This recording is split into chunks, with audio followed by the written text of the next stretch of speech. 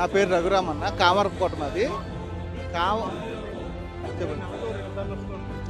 జంగారెడ్డి కూడా మా work purpose మీద. కానీ ఇక్కడ చాలా మంది చెప్పడం ఏంటంటే ఇది ఎంతమంది చెప్పినా మారలేదు. ఒకళ్ళు మారితే ఎప్పుడు మారితే ఎవరికి తెలియదు. అసలు ఇది ఎంత డేంజర్, ఎందుకు డేంజర్ మీరు ఆల్రెడీ ఇక్కడే ఉంటారు కాబట్టి మీరు అసలు మాకు మారుతుందనే నమ్మకం కూడా లేదు.